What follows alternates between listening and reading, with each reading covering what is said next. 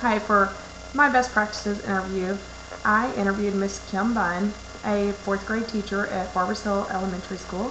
Miss Bunn has been in the public school system for 12 years and has been teaching language arts at Barbers Hill Elementary for the past 3 years.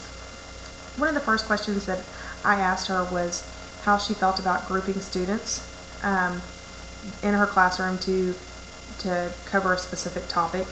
And she said that she liked to use grouping students to do think, pair, share.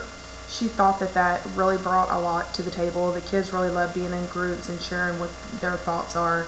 And she does heterogeneous grouping to make sure that each kid has something to offer and volunteer up to the group, and they're not just sitting there feeling like they're not doing anything or adding anything. I asked her how she dealt with students who have short attention spans, and she said, in the classroom, you're almost always walking around while you're teaching, and it was really easy to refocus the student. She said if she notices that they're daydreaming or whatever, she can kind of just go by and tap on their desk or put her hand on their shoulder or stand behind them while she's talking to make sure that they get refocused on the assignment. I went on to ask her about the technology that she used in her classroom.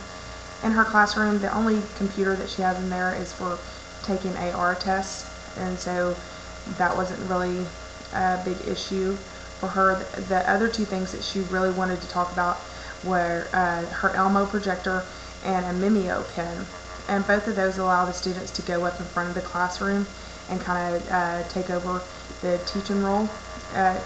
Her exact words were that she loved using those tools because she saw it as a sneak attack to learning, that while the students were up there kind of teaching the class, they didn't even realize that they were learning at the same time.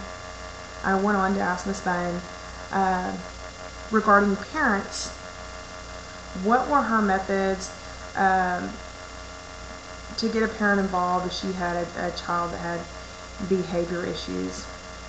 She said she thought it was really important to let the parents know up front at Meet the Parent Night what her classroom expectations were, and to let them know that they needed to create a partnership to help the students as far as the learning goes.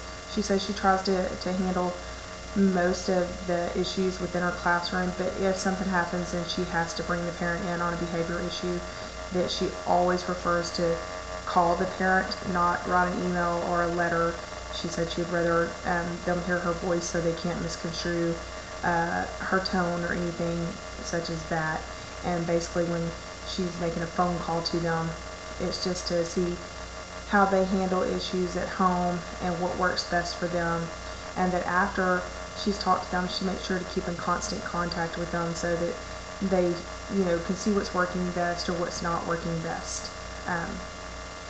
In my opinion, Miss Bunn is using the best possible practices in her classroom, and I think that she'll be someone that I use as a mentor when I start teaching. And her classroom practices, I think that I'll model my practices after hers. Thank you.